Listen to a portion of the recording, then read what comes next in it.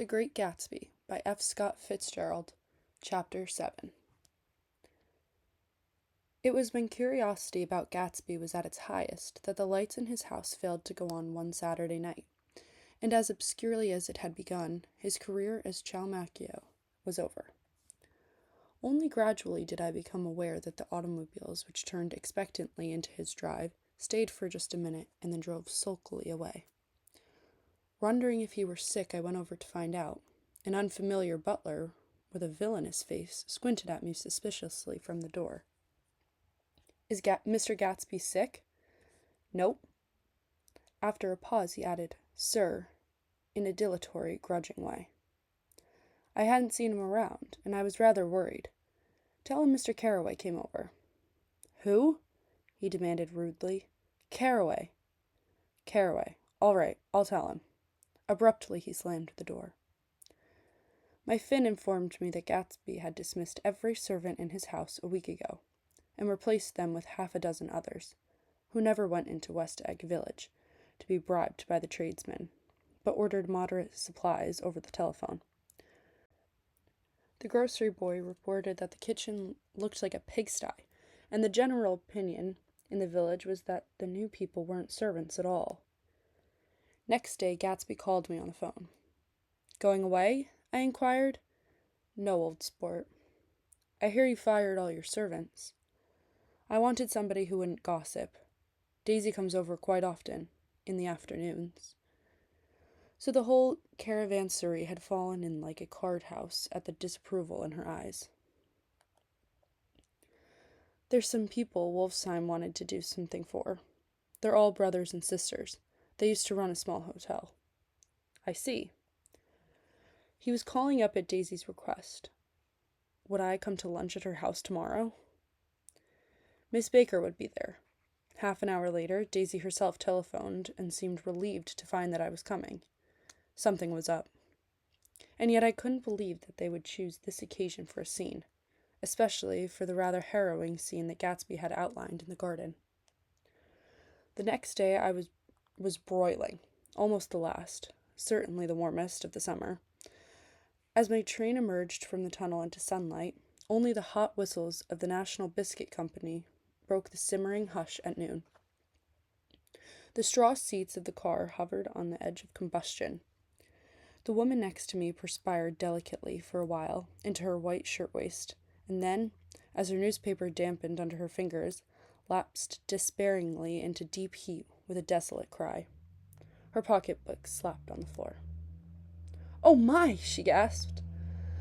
I picked it up with a weary bend and handed it back to her, holding it at arm's length, and by the extreme tipped the corners to indicate that I had no designs upon it. But everyone nearby, including the woman, suspected me just the same. "Hot," said the conductor to familiar faces. "Some weather. Hot, hot, hot. Is it hot enough for you? Is it hot? Is it—" My commutation ticket came back to me with a dark stain from his hand. That anyone should care in this heat whose flushed lips he kissed, whose head made damp the pajama pocket over his heart. Through the hall of the Buchanan's house blew a faint wind, carrying the sound of the telephone bell out to Gatsby and me as we waited at the door. "The master's body," roared the butler into the mouthpiece. "I'm sorry, madam, but we can't furnish it. It's far too hot to touch this noon." What he really said was, yes, I'll see." He set down the receiver and came toward us, glistening slightly to take our stiff straw hats. "Madam expects you in the salon," he cried, needlessly indicating the direction. In this heat, every extra gesture was an affront to the common store of life.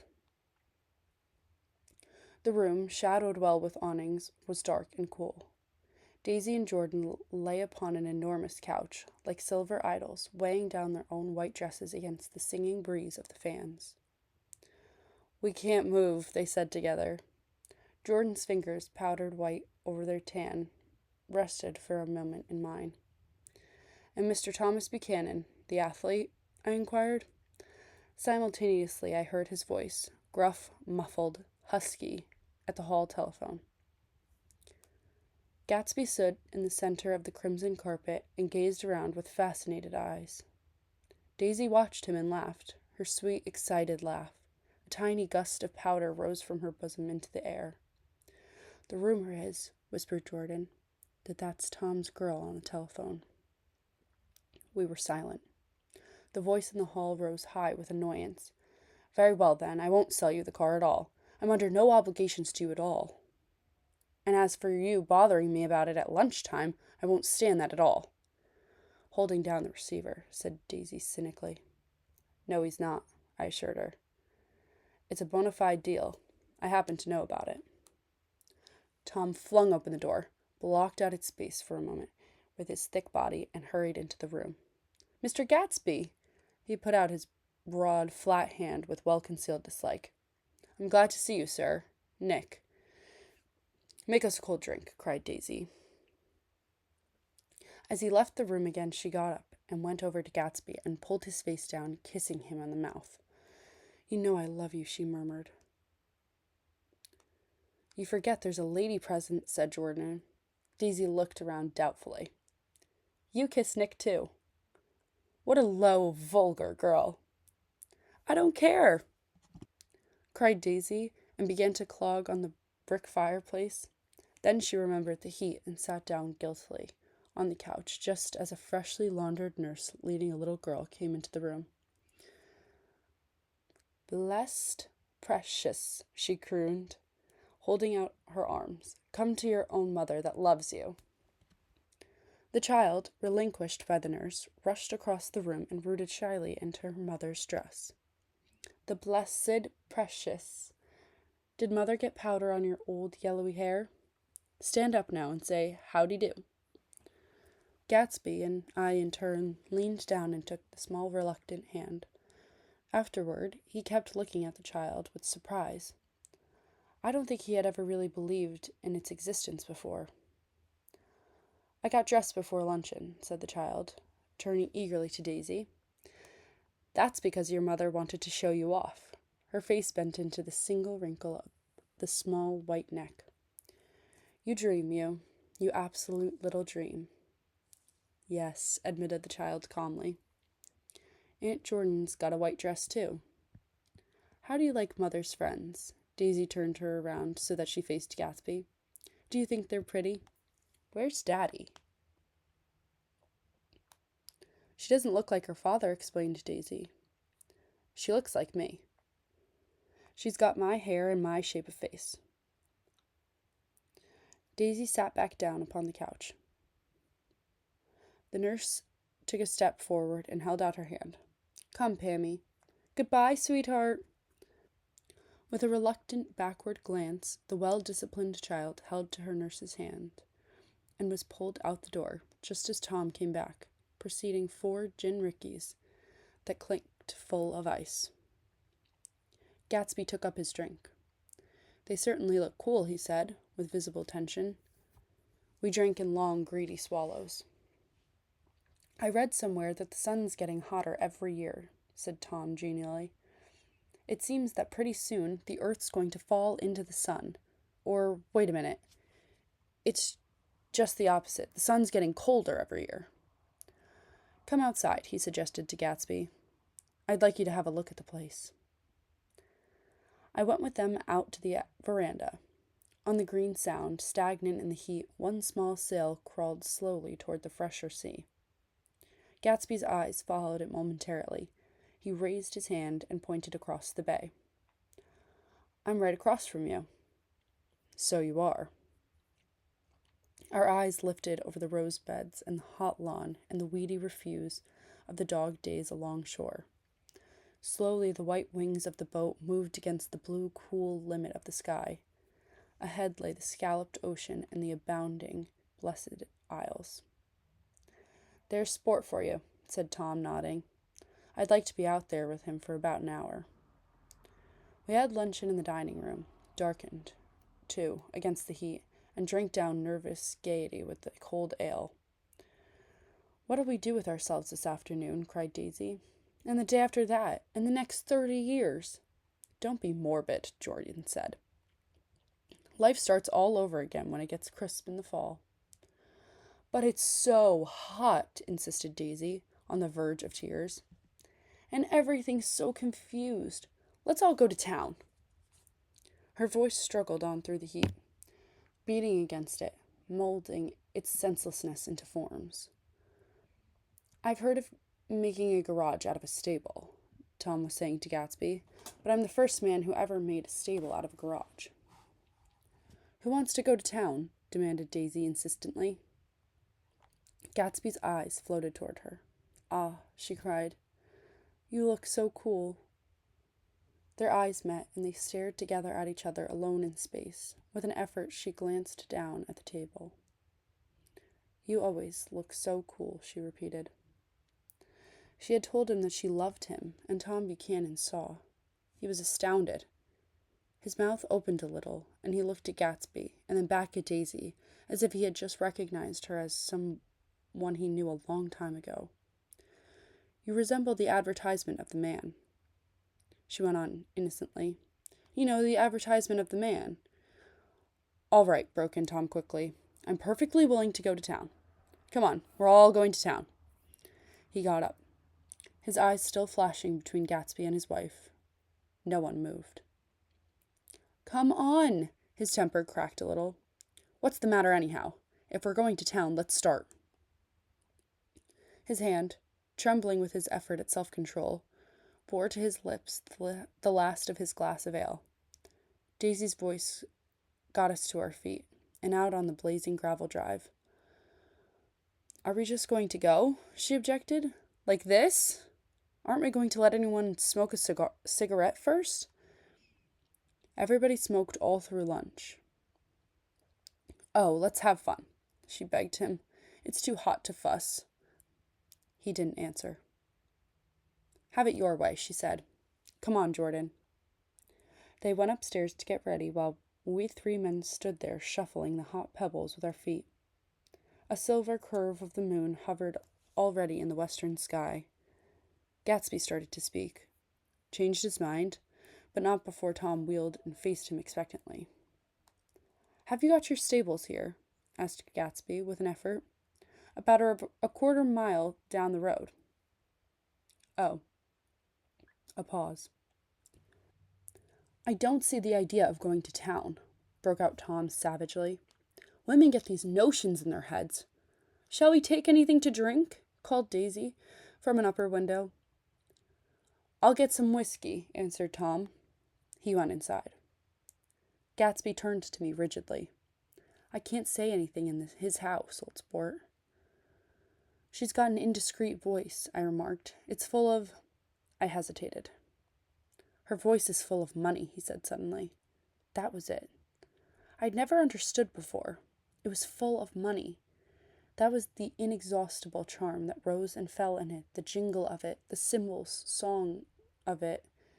High in a white palace, the king's daughter, the golden girl. Tom came out of the house, wrapping a quart bottle in a towel, followed by Daisy and Jordan, wearing small, tight hats of metallic cloth and carrying light capes over their arms. Shall we all go in my car? Suggested Gatsby. He felt the hot green leather of the seat. I ought to have left in the shade. Is it standard shift? Demanded Tom. Yes. Well, you take my coupe and let me drive your car to town. The suggestion was distasteful to Gatsby. I don't think there's much gas, he objected. Plenty of gas, said Tom boisterously. He looked at the gauge. And if it runs out, I can stop at a drugstore. You can buy anything at a drugstore nowadays. A pause followed his apparently pointless remark. Daisy looked at Tom, frowning, in an indefinable expression, at once definitely unfamiliar and vaguely recognizable, as if I had only heard it described in words, passed over Gatsby's face. Come on, Daisy, said Tom, pressing her with his hand toward Gatsby's car. I'll take you in the circus wagon. He opened the door, but she moved out from the circle of his arm. You take Nick and Jordan. We'll follow you in the coupe. She walked close to Gatsby, touching his coat with her hand. Jordan and Tom and I got into the front seat of Gatsby's car. Tom pushed the unfamiliar gears tentatively, and we shot off into the oppressive heat, leaving them out of sight behind. "Did you see that?" demanded Tom. "See what?" He looked at me keenly, realizing that Jordan and I must have known all along. "You think I'm pretty dumb, don't you?" he suggested. "Perhaps I am, but I have almost a second sight. Sometimes that tells me what to do. Maybe you don't believe that, but science—" He paused. The immediate contingency overtook him, pulled him back from the edge of the theoretical abyss. "I've made a small investigation of this fellow," he continued. "I could have gone deeper if I'd known." "Do you mean you've been to a medium?" inquired Jordan humorously. "What?" Confused, he stared at us as we laughed. "A medium?" "About Gatsby." "About Gatsby? No, I haven't. I said I'd been making a small investigation of his past." "And you found he was an Oxford man," said Jordan helpfully. "An Oxford man?" He was incredulous. "Like hell he is. He wears a pink suit." "Nevertheless, he's an Oxford man." "Oxford, New Mexico," snorted Tom contemptuously, or something like that. "Listen, Tom, if you're such a snob, why did you invite him to lunch?" demanded Jordan crossly. "Daisy invited him. She knew him before we were married. God knows where." We were all irritable. Now, with the fading ale and aware of it, we drove for a while in silence. Then, as Dr. T.J. Eckelberg's faded eyes came into sight down the road, I remembered Gatsby's caution about gasoline. "We've got enough to get us to town," said Tom. "But there's a garage right here," objected Jordan. "I don't want to get stalled in this baking heat." Tom threw on both brakes impatiently, and we slid to an abrupt, dusty stop under Wilson's sign. After a moment, the proprietor emerged from the interior of his establishment and gazed hollowed eyes at the car. "Let's have some gas," cried Tom roughly. "What do you think we stopped for, to admire the view?" "I'm sick," said Wilson without moving. "I've been sick all day." "What's the matter?" "I'm all run down." "Well, shall I help myself?" Tom demanded. "You sounded well enough on the phone." With an effort, Wilson left the shade and support of the doorway, and breathing hard, unscrewed the cap of the tank. In the sunlight, his face was green. "I didn't mean to interrupt your lunch," he said, "but I need money pretty bad, and I was wondering what you were going to do with your old car." "How do you like this one?" inquired Tom. "I bought it last week." "It's a nice yellow one," said Wilson, as he strained at the handle. "Like to buy it?" "Big chance." Wilson smiled faintly. "No, but I could make some money on the other." "What do you want money for all of a sudden?" "I've been here too long. I want to get away. My wife and I want to go west." "Your wife does?" exclaimed Tom, startled.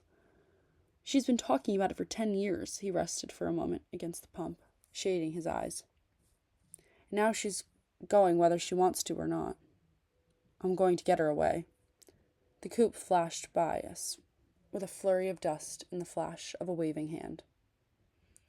"What do I owe you?" demanded Tom harshly. "I just got wised up to something funny the last 2 days," remarked Wilson. "That's why I want to get away. That's why I've been bothering you about the car." "What do I owe you?" $1.20. The relentless beating heat was beginning to confuse me, and I had a bad moment there before I realized that so far his suspicions hadn't aligned on Tom. He had discovered that Myrtle had some sort of life apart from him in another world, and the shock had made him physically sick. I stared at him, and then at Tom, who had made a parallel discovery less than an hour before, and it occurred to me that there was no difference between men, in intelligence or race, so profound as the difference between the sick and the well. Wilson was so sick that he looked guilty, unforgivably guilty, as if he had just got some poor girl with child. "I'll let you have that car," said Tom. "I'll send it over tomorrow afternoon." That locality was always vaguely disquieting, even in the broad glare of afternoon, and now I turned my head as though I had been warned of something behind. Over the ash heaps, the giant eyes of Dr. T.J. Eckelberg kept their vigil, but I perceived, after a moment, that other eyes were regarding us with peculiar intensity from less than 20 feet away. In one of the windows over the garage, the curtains had been moved aside a little, and Myrtle Wilson was peering down at the car. So engrossed was she that she had no consciousness of being observed, and one emotion after another crept into her face like objects into a slowly developing picture. Her expression was curiously familiar. It was an expression I had often seen on women's faces, but on Myrtle Wilson's face it seemed purposeless and inexplicable, until I realized that her eyes, wide with jealous terror, were fixed not on Tom, but on Jordan Baker, whom she took to be his wife. There is no confusion like the confusion of a simple mind, and as we drove away, Tom was feeling the hot whips of panic. His wife and his mistress, until an hour ago secure and inviolate, were slipping precipitately from his control. Instinct made him step on the accelerator with the double purpose of overtaking Daisy and leaving Wilson behind, and we sped along toward Astoria at 50 miles an hour until, among the spidery girders of the elevated, we came in sight of the easygoing blue coupe. "Those big movies around 50th Street are cool," suggested Jordan. "I love New York on summer afternoons when everyone's away. There's something very sensuous about it, overripe, as if all sorts of funny fruits were going to fall into your hands." The word sensuous had the effect of further disquieting Tom, but before he could invent a protest, the coupe came to a stop, and Daisy signaled us to draw up alongside. "Where are we going?" she cried. "How about the movies?" "It's so hot," she complained. "You go. We'll ride round and meet you after." With an effort, her wit rose faintly. "We'll meet you on some corner. I'll be the man smoking 2 cigarettes. "We can't argue about it here," Tom said impatiently, as a truck gave out a cursing whistle behind us. "You follow me to the south side of Central Park, in front of the plaza." Several times he turned his head and looked back for their car, and if the traffic delayed them, he slowed up until they came into sight. I think he was afraid they would dart down a side street and out of his life forever. But they didn't, and we all took the less explicable step of engaging the parlor of a suite in the Plaza Hotel. The prolonged and tumultuous argument that ended by herding us into that room eludes me, though I have a sharp physical memory that, in the course of it, my underwear kept climbing like a damp snake around my legs, and intermittent beads of sweat raced cool across my back. The notion originated with Daisy's suggestion that we hire 5 bathrooms and take cold baths, and then assumed more tangible form as a place to have a mint julep. Each of us said over and over that it was a crazy idea.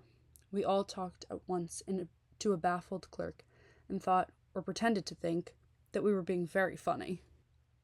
The room was large and stifling, and though it was already 4 o'clock, opening the windows admitted only a gust of hot shrubbery from the park. Daisy went to the mirror and stood with her back to us, fixing her hair. "It's a swell suite," whispered Jordan respectfully, and everyone laughed. "Open another window," commanded Daisy, without turning around. "There aren't any more." "Well, we'd better telephone for an axe." "The thing to do is to forget about the heat," said Tom impatiently. "You make it 10 times worse by crabbing about it." He unrolled the bottle of whiskey from the towel and put it on the table. "Why not let her alone, old sport?" remarked Gatsby. "You're the one that wanted to come to town." There was a moment of silence. The telephone book slipped from its nail and splashed to the floor, whereupon Jordan whispered, "Excuse me?" But this time to no one laughed. "I'll pick it up," I offered. "I've got it." Gatsby examined the parted string, muttered "Humph" in an interested way, and tossed the book on a chair. "That's a great expression of yours, isn't it?" said Tom sharply. "What is?" "All this old sport business. Where'd you pick that up?" "Now see here, Tom," said Daisy, turning around from the mirror. "If you're going to make personal remarks, I won't stay here a minute. Call up and order some ice for the mint julep. As Tom took up the receiver, the compressed heat exploded into sound, and we were listening to the portentous chords of Mendelssohn's Wedding March from the ballroom below. Imagine marrying anybody in this heat, cried Jordan dismally. Still, I was married in the middle of June, Daisy remembered. Louisville in June. Somebody fainted. Who was it fainted, Tom? Biloxi, he answered shortly. A man named Biloxi. Biloxi. And he made boxes, that's a fact. And he was from Biloxi, Tennessee. They carried him into my house, appended Jordan, because we lived just 2 doors from the church. And he stayed 3 weeks, until Daddy told him he had to get out. The day after he left, Daddy died. After a moment, she added as if she might have sounded irreverent, there wasn't any connection. I used to know a Bill Biloxi from Memphis, I remarked. That was his cousin. I knew his whole family history before I left. He gave me an aluminum putter that I use today. The music had died down as the ceremony began, and now a long cheer floated in at the window, followed by intermittent cries of, yeah, yeah, yeah, and finally by a burst of jazz as the dancing began. We're getting old, said Daisy. If we were young, we'd rise and dance. Remember Biloxi, Jordan warned her. Where'd you know him, Tom? Biloxi? He concentrated with an effort. I didn't know him. He was a friend of Daisy's. He was not, she denied. I'd never seen him before. He came down in the private car. Well, he said he knew you. He said he was raised in Louisville. Asa Bird brought him around at the last minute and asked if we had room for him. Jordan smiled. He was probably bumming his way home. He told him he was president of your class at Yale. Tom and I looked at each other blankly. Biloxi? First place. We didn't have any president. Gatsby's foot beat a short, restless tattoo, and Tom eyed him suddenly. By the way, Mr. Gatsby, I understand you're an Oxford man. Not exactly. Oh, yes, I understand you went to Oxford. Yes, I went there. A pause. Then Tom's voice, incredulous and insulting. You must have gone there about the time Biloxi went to New Haven. Another pause. A waiter knocked and came in with crushed mint and ice, but the silence was unbroken by his thank you and the soft closing of the door. This tremendous detail was to be cleared up at last. I told you I went there, said Gatsby. I heard you, but I'd like to know when. It was in 1919. I only stayed 5 months. That's why I can't really call myself an Oxford man. Tom glanced around to see if we mirrored his unbelief. But we were all looking at Gatsby. It was an opportunity they gave to some of the officers after the armistice. He continued, we could go to any of the universities in England or France. I wanted to get up and slap him on the back. I wanted those renewals of complete faith in him that I'd experienced before. Daisy rose, smiling faintly, and went to the table. Open the whiskey, Tom, she ordered, and I'll make you a mint julep. Then you won't seem so stupid to yourself. Look at the mint. Wait a minute, snapped Tom. I want to ask Mr. Gatsby one more question. Go on, Gatsby said politely. What kind of a row are you trying to cause in my house anyhow? They were out in the open at last, and Gatsby was content. He isn't causing a row. Daisy looked desperately from one to the other. You're causing a row. Please have a little self-control. Self-control? Repeated Tom incredulously. I suppose the latest thing is to sit back and let Mr. Nobody from nowhere make love to your wife. Well, if that's the idea, you can count me out. Nowadays, people begin by sneering at family life and family institutions, and next they'll throw everything overboard and have intermarriage between black and white. Flushed with his impassioned gibberish, he saw himself standing alone on the last barrier of civilization. We're all right here, murmured Jordan.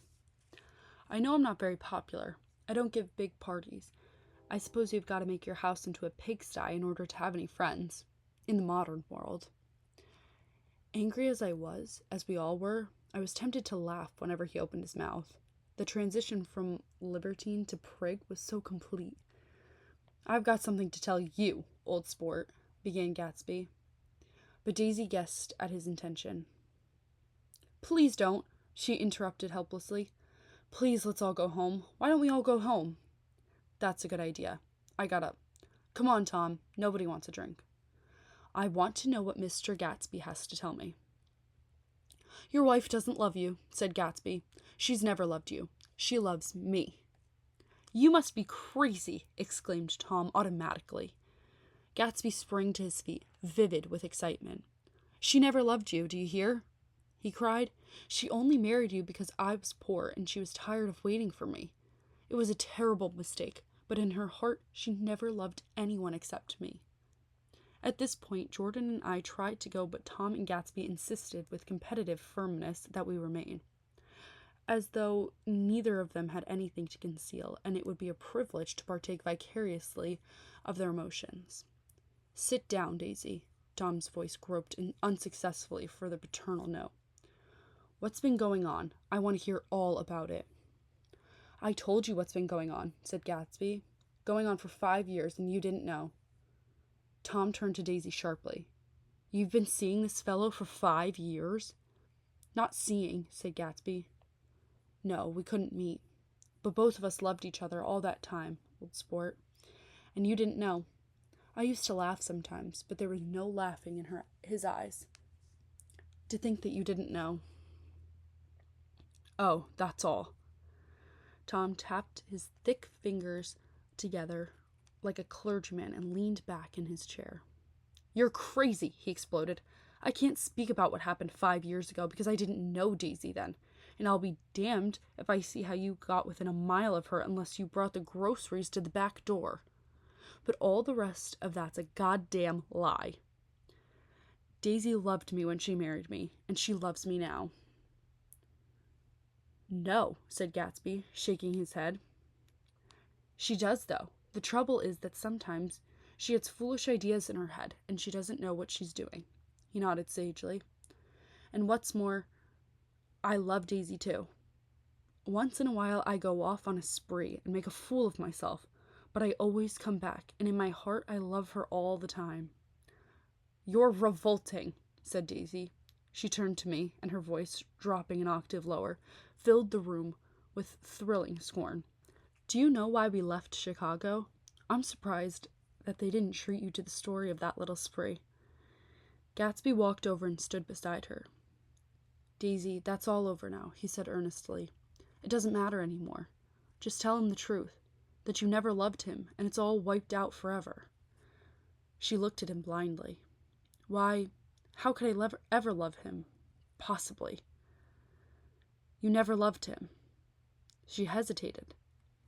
Her eyes fell on Jordan and me with a sort of appeal, as though she realized at last what she was doing, and as though she had never, all along, intended doing anything at all. But it was done now.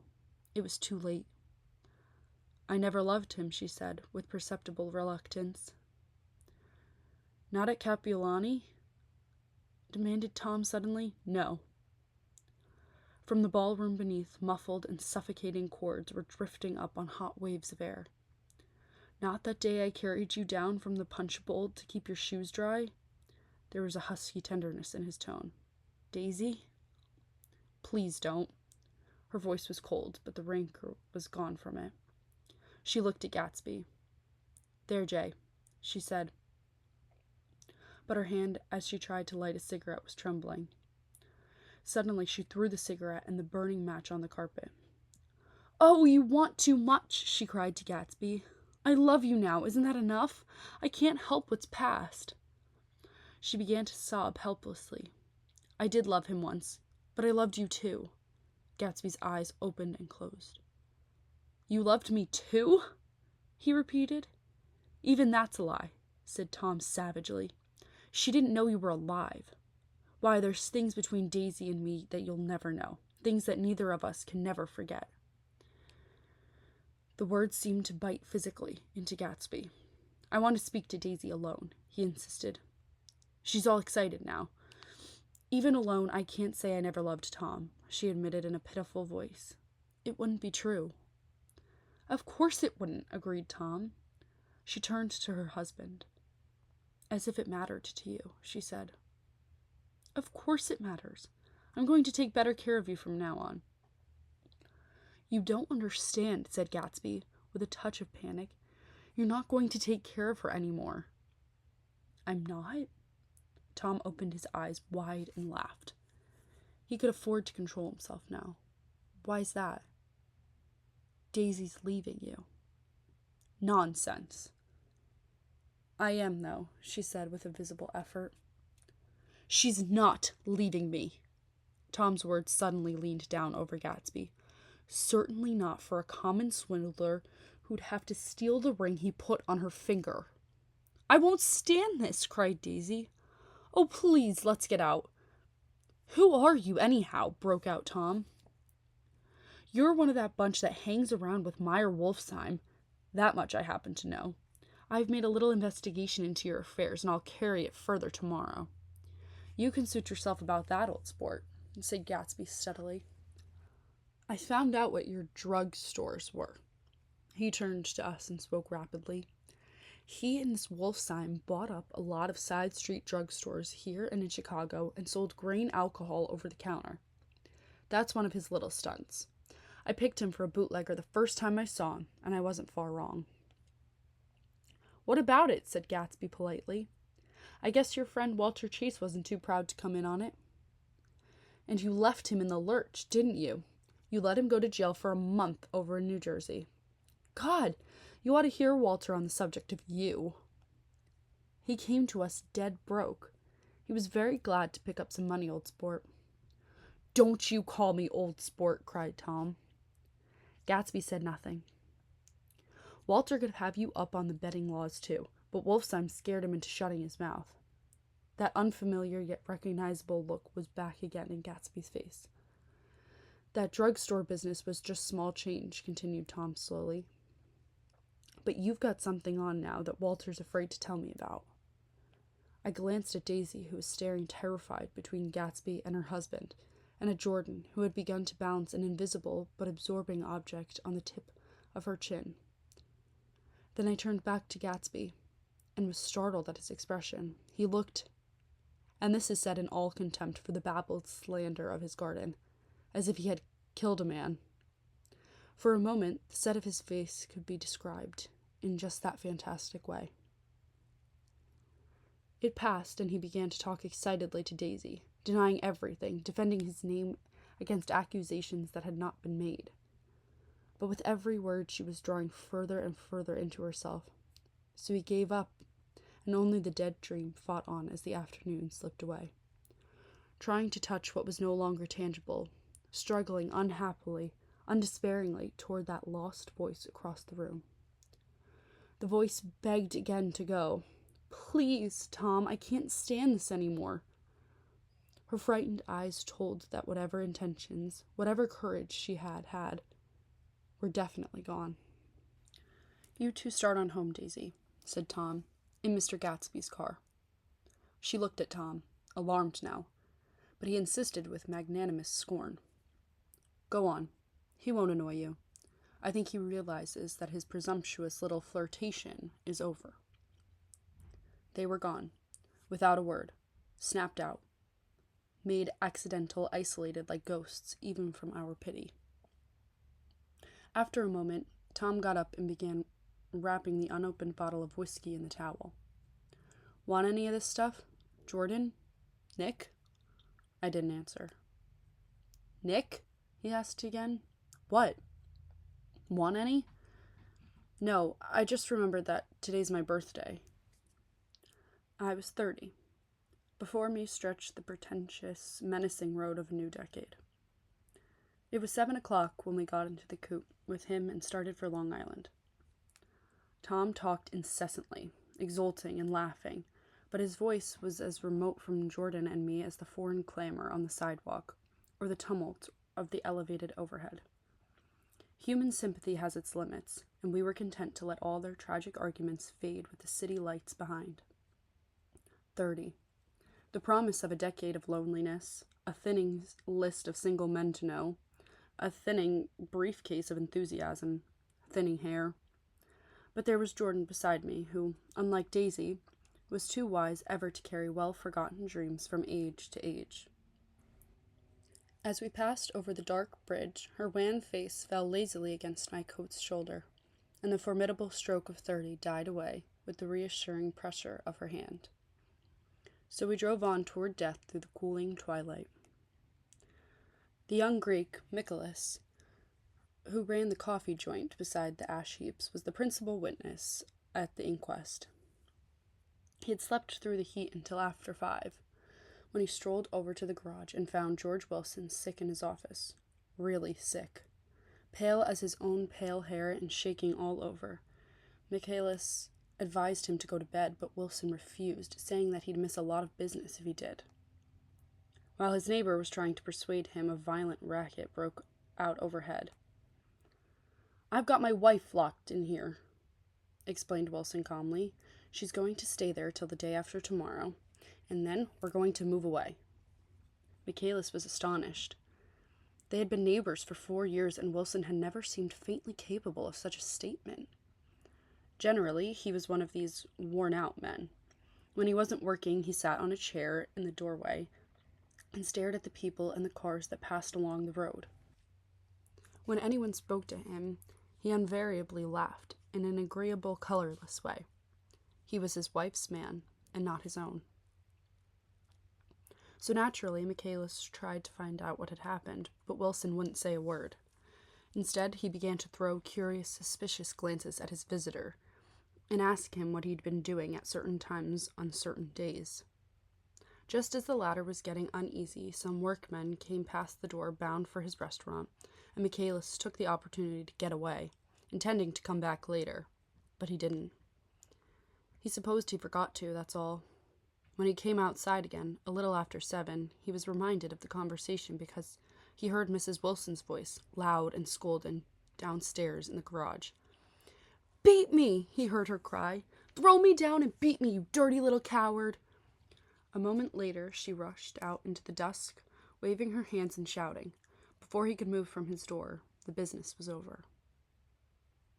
The death car, as the newspapers called it, didn't stop. It came out of the gathering darkness, wavering tragically for a moment, and then disappeared around the next bend. Michaelis wasn't even sure of its color. He told the first policeman that it was light green. The other car, the one going toward New York, came to rest 100 yards beyond, and its driver hurried back to where Myrtle Wilson, her life violently extinguished, knelt in the road and mingled her thick, dark blood with the dust. Michaelis and this man reached her first, but when they had torn open her shirtwaist, still damp with perspiration, they saw that her left breast was swinging loose, like a flap, and there was no need to listen for the heart beneath.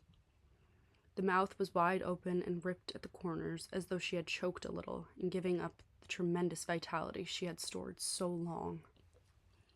We saw the 3 or 4 automobiles and the crowd when we were still some distance away. "Wreck," said Tom. "That's good. Wilson will have a little business at last."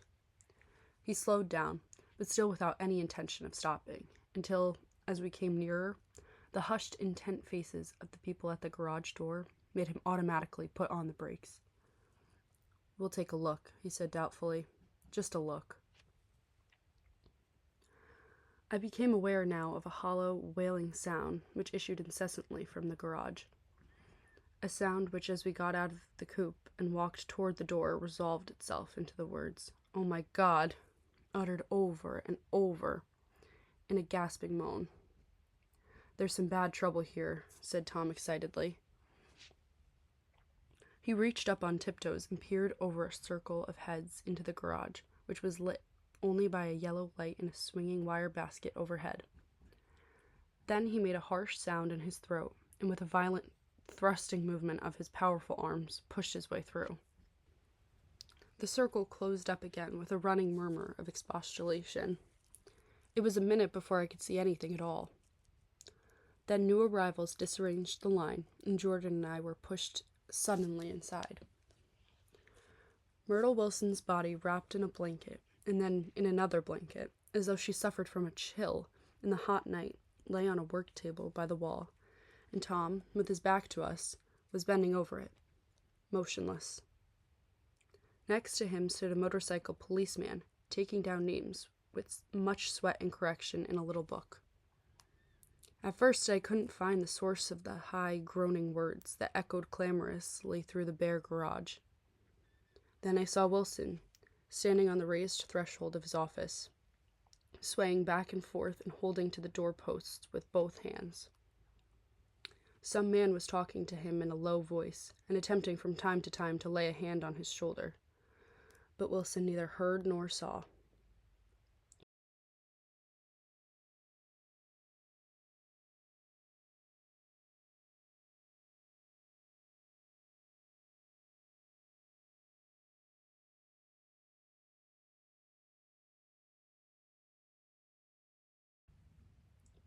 His eyes would drop slowly from the swinging light to the laden table by the wall, and then jerk back to the light again, and he gave out incessantly his high, horrible call. "Oh my God, oh my God, oh my God, oh my God!" Presently Tom lifted his head with a jerk, and after staring around the garage, with glazed eyes, addressed a mumbled, incoherent remark to the policeman. M-A-V, the policeman was saying. "Oh, no, R," corrected the man. M-A-V-R-O. "Listen to me," muttered Tom fiercely. "R," said the policeman. "O, G. G." He looked up as Tom's broad hand fell sharply on his shoulder. "What you want, fella?" "What happened?" "That's what I want to know." "Auto hit her. Instantly killed her." "Instantly killed," repeated Tom, staring. "She ran out in a road. Son of a bitch didn't even stop his car." "There was 2 cars," said Michaelis. "One coming, one going, see?" "Going where?" asked the policeman keenly. "One going each way. Well, she—" His hand rose toward the blankets, but stopped halfway and fell to his side. "She ran out there, and the one coming from New York knocked right into her going 30 or 40 miles an hour." "What's the name of this place here?" demanded the officer. "Hasn't got any name." A pale, well-dressed Negro stepped near. "It was a yellow car," he said. "Big yellow car, new." "See the accident?" asked the policeman. "No, but the car passed me down the road. Going faster than 40. Going 50, 60. "Come here and let's have your name. Look out now. I want to get his name." Some words of this conversation must have reached Wilson swaying in his office door, for suddenly a new theme found voice among his gasping cries. "You don't have to tell me what kind of car it was. I know what kind of car it was." Watching Tom, I saw the wad of muscle back of his shoulder tighten under his coat. He walked quickly over to Wilson and, standing in front of him, seized him firmly by the upper arms. "You've got to pull yourself together," he said with soothing gruffness. Wilson's eyes fell upon Tom. He started up on his tiptoes, and then would have collapsed to his knees had not Tom held him upright. "Listen," said Tom, shaking him a little. "I just got here a minute ago, from New York. I was bringing you that coupe we've been talking about. That yellow car I was driving this afternoon wasn't mine, do you hear? I haven't seen it all afternoon." Only the Negro and I were near enough to hear what he said, but the policeman caught something in the tone and looked over with truculent eyes.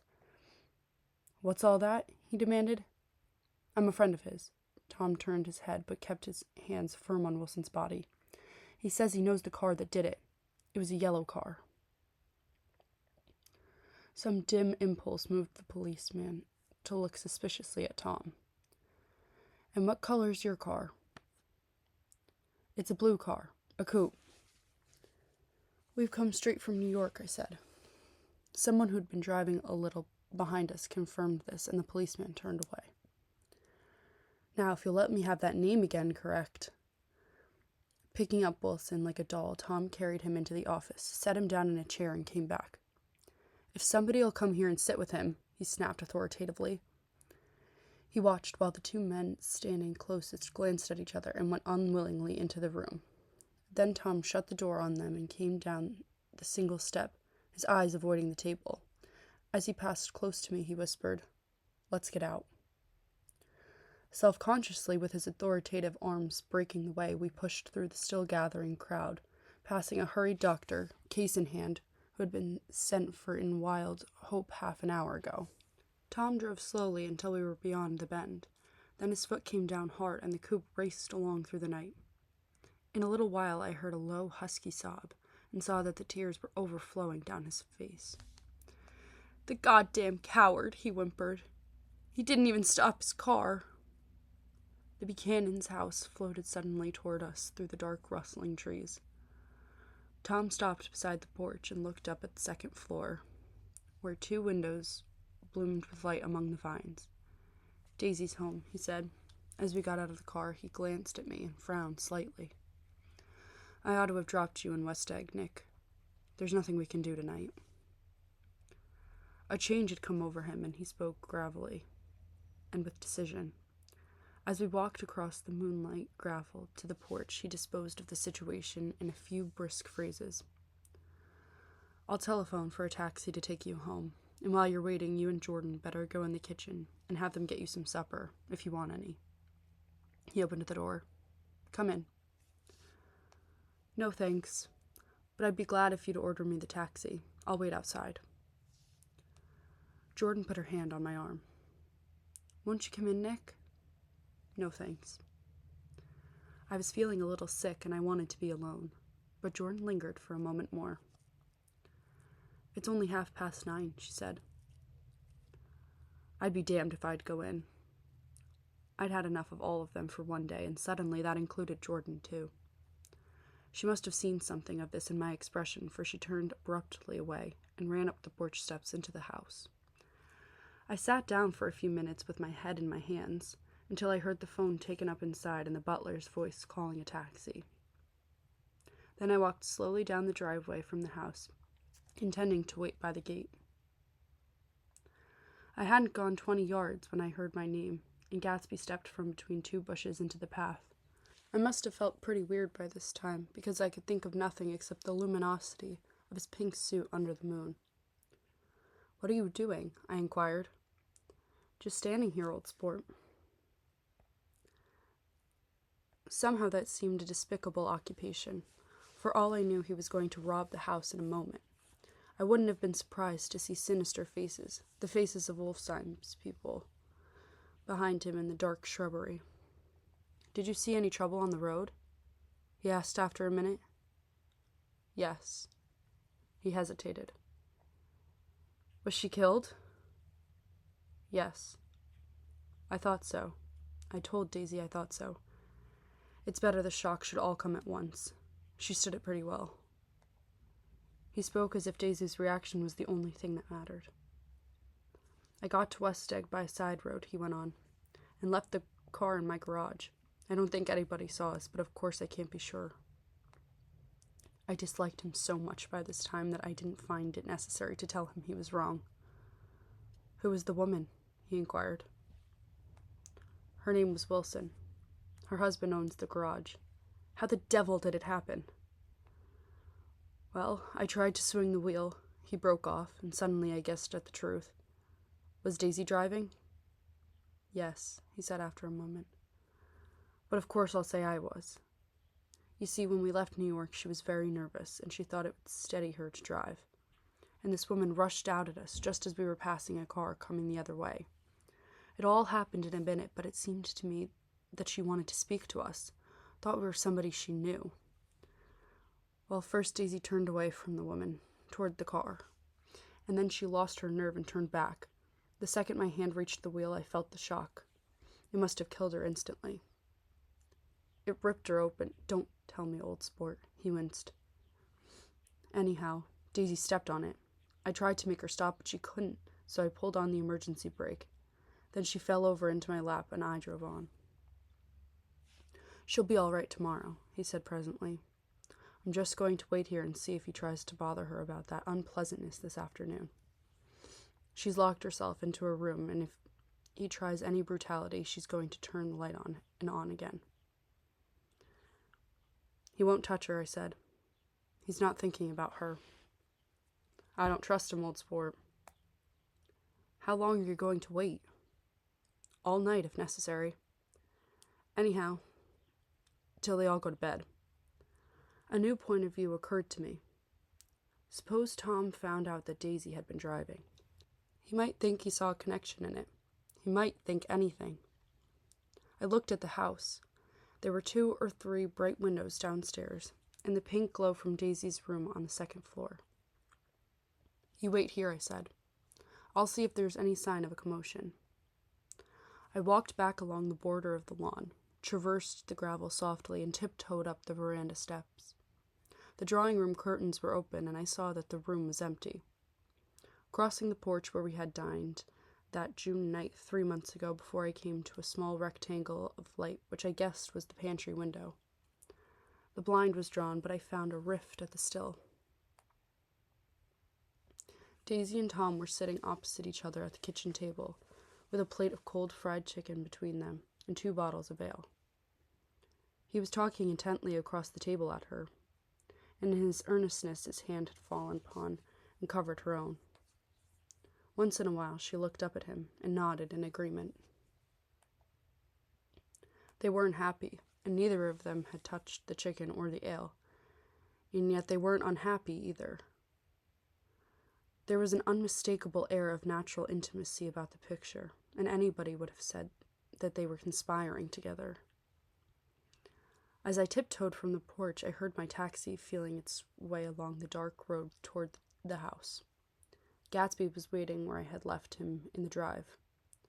Is it all quiet up there? He asked anxiously. Yes, it's all quiet. I hesitated. You'd better come home and get some sleep. He shook his head. I want to wait here till Daisy goes to bed. Good night, old sport. He put his hand in his coat pockets and turned back eagerly to his scrutiny of the house, as though my presence marred the sacredness of the vigil. So I walked away and left him standing there in the moonlight, watching over nothing.